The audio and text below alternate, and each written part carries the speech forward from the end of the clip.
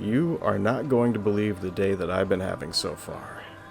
It started out with my last job, which turned out to be far more interesting than your standard rescue op usually goes.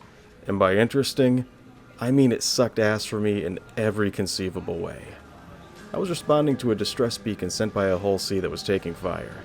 He'd already taken heavy damage and was about to be boarded by a gang of shipjackers.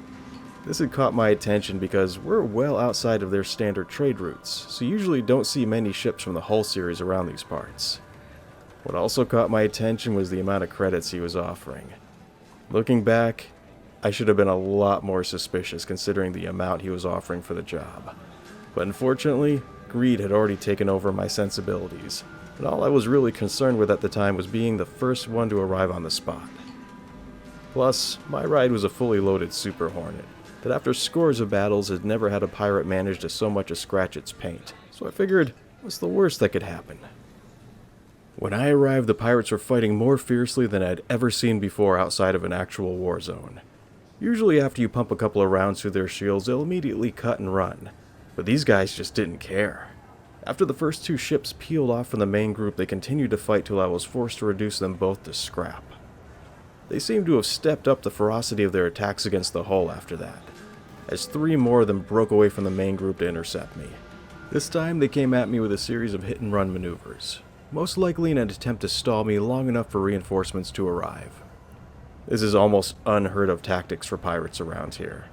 This attack was organized and well-disciplined. It was nothing like the clumsy thug-like raids orchestrated by groups like the Nine Tails. Knowing that I had to act fast, I started firing off my entire payload of rattlers at the interceptors and laid down on the guns till the barrels ran red. At this point, I had managed to take out 6 of the 7 attackers and had severely wounded the last one. My shields were about to finally give out. 4 out of my 6 guns had run dry, and my armor was so perforated with ballistics fire that most of my components had already begun slowly shutting down.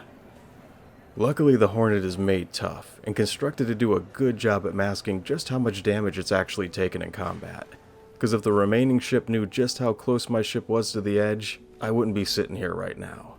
Instead, he looked me over, decided to cut his losses, and flew off. My little Hornet had just enough life left in her to limp the rest of the way to Levski. After we put down, the hauler's pilot was very insistent on buying me a drink before we started talking business. I soon realized what he was actually doing was making sure that we were well inside of Levski's armistice zone before making a confession to me. It's a good thing too, because if he hadn't, I would have shot him dead on the spot before he could have finished talking. Turns out the pilot had panicked and ended up offering far more as a reward than he could possibly afford to pay off, just to ensure that someone would come to his aid. I should have known better. Just as my dad always said, if it sounds too good to be true. But he was genuinely grateful for the help and promised to make good on his offer. Although he may not be able to pay in creds, he is a service rep for Asperia and could offer up something even better in its place. In the heat of all that had happened, I forgot to even ask what it was that he was transporting that had the thieves so fiercely intent on jacking him in the first place. He leaned in close so no one else could see his data slate and showed me the ship's manifest, and simply said, "I think this could fix your ship problem and my debt at the same time." My mouth nearly dropped at what I saw. It wasn't a supply of stolen Widow or even the shipment of military-grade weapons like I initially suspected. I could get all those things around here anyway if I wanted, but this was much better. He stated he'd have hell to pay for losing even one of these, but rationed that if losing one was worth saving the entire haul and his life, then it was well worth it. He made the transfer, authenticated the transponder, and even paid for a bot to get it prepped for me.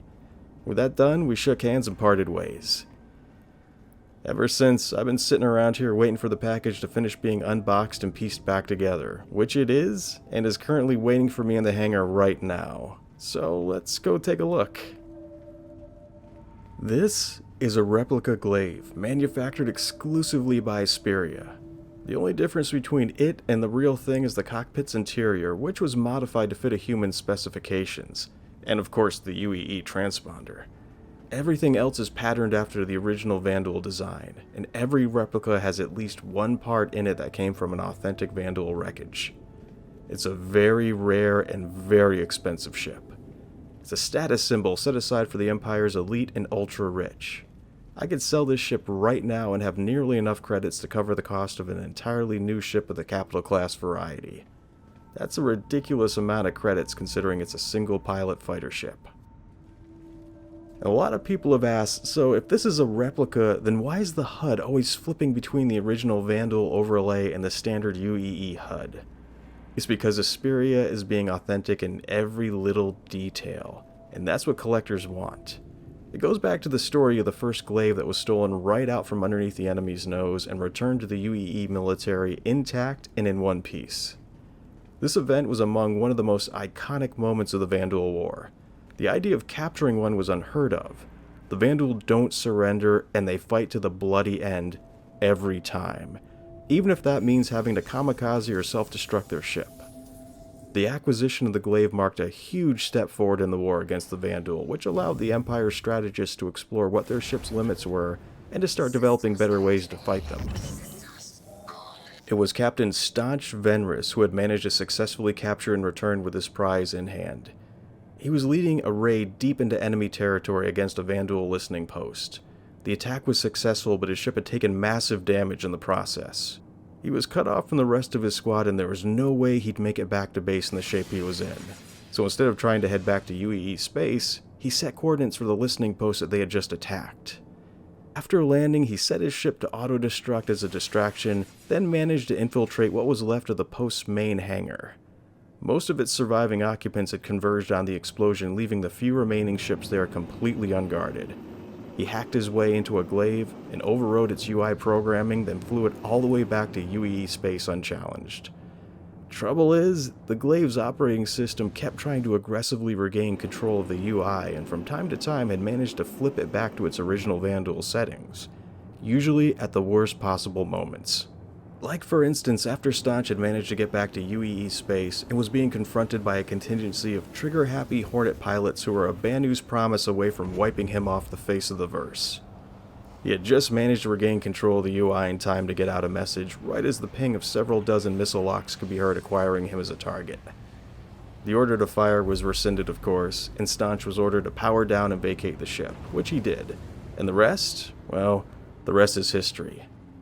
This is what collectors want, to experience that same feeling for themselves, to be able to connect to that moment when flying this ship.